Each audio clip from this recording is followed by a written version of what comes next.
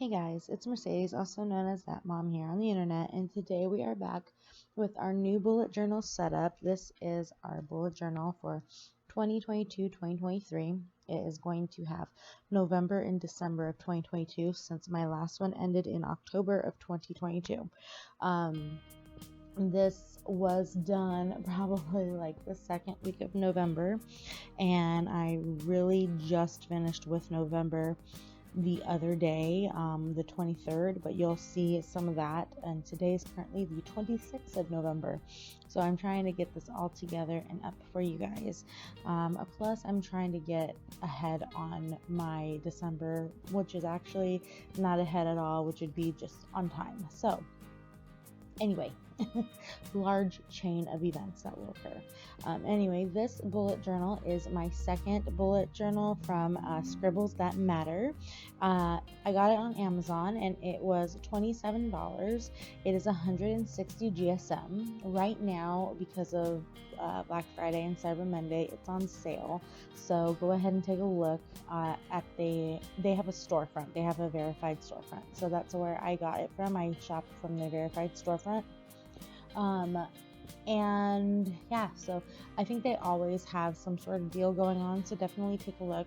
They come with the Mildliner that you can see on the side. That is the one that I think I've been using for the majority of my spreads since getting my last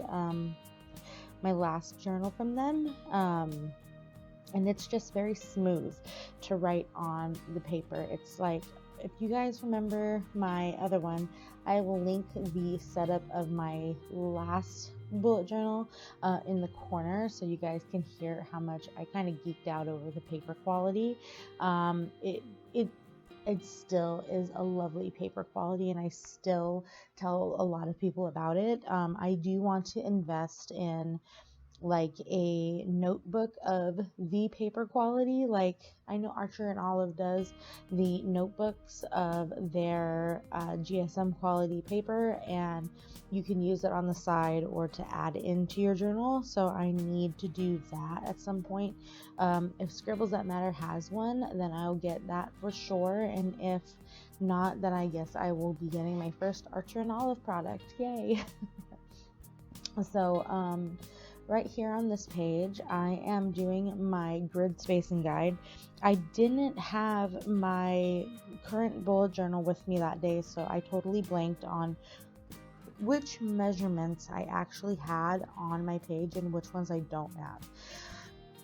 Now I need to go back and actually add in a couple more measurements and go ahead and color code so that I know which one is which, so that I can have my quick reference guide of the most used grid spacings that I have. So now that I haven't been using this one yet, I'm still in the setup process. So anyway, hopefully that'll make it a bit easier in the future, because I do like my grid spacings, and I can't have a bullet journal now without grid spacings. I did want to put my grid spacing sheet on a tip-in, but I did not want to cut out my one from my other bullet journal. And like I said, I didn't have it this day that I was setting this up. So like I said, in the future, maybe I'll get a notebook of the same GSM paper so that I can make a add in the tip in for the grid guide, so I can take it from one journal to the next journal without having that setup time every time. Plus it'll add pages too in the end. On this page, I've been doing the grid spacing, the grid box for my box a day. It is a direct copy basically of the year in pixels. I just wanted to call it something else this year, and I went ahead and I put down my core emotions as happy, okay, meh, bye, sick, not bye, sorry, let me pull out my bullet journal. I don't know why I'm trying to read off the screen. It's not bye. Tired, not bye. Happy, okay, meh, blue, sick, tired, and mad. And then I also have other down there now. I can't believe I tried to do that and read off my screen. But anyway, I have other down there now because some days I just didn't have a, feeling. And I have meh, but meh might take the place of that feeling a lot of the time. Who knows? We'll see. So on this page, we are starting our year at a glance calendar. And of course, I had to start with November and December. And then I went ahead and added in the rest of the months, and I made it almost exactly like, it is exactly like my last year at a glance page. I have my 7 rows or 7 boxes across, and then my how many ever weeks are in the month, and then I have also, while I'm doing this setup, I won't skip ahead real quick. Okay, so I went ahead and did this one, like I said, almost exactly like my last bullet journal. And I even went ahead and did the Dutch door. I really like the way the Dutch doors look. I do prefer them now because it's a little bit easier to grab too, that I can skip or flip pages. And then, I had to keep going back and forth between actually looking at a real calendar, like an actual calendar online, to get the days right. So that's kind of a little bit of a hassle. If I could in the future have the calendar stamps or even print out the little calendars to put in here, I would definitely do that to save some time, just for convenience. Solely for convenience, because I do like doing all the little boxes, but it is very time consuming. I think I spent a good 3 hours on this bullet journal at least, and I didn't even get everything set up in this day. What are we doing? Okay, so I just kind of give it a generic, goodbye 2022, hello 2023, and I did do the kind of outlined words that I like doing. I think it looks kind of cool still. I'm still kind of enamored with it. In the future also, I want to get a little X-Acto knife that I can do cutting things from the bullet journal a little bit easier, because I get really close to actually cutting one of these spines. Oh, here we go. I flipped ahead and I saved you guys some penciling in time for all of my calendars, so you're welcome. I know that takes it's a long and tedious process. That is for sure. Okay. So on this page, I have my days to remember, which are any of my PTO request form or PTO request days. I have several days that I've added to my PTO requests for my school purposes, so I have to keep track of those. And then also I have my just my normal tracker of all my days, like for sick days and all that kind of stuff. Over here on this page, we're getting a little personal, guys, sorry. My period tracker, and just having all of that not digital is something that a lot of people have been emphasizing lately, and I do like it in my bullet journal compared to having it on my phone on an app, because I just feel weird to have an app for it. I'm not that quite hip with the technology yet.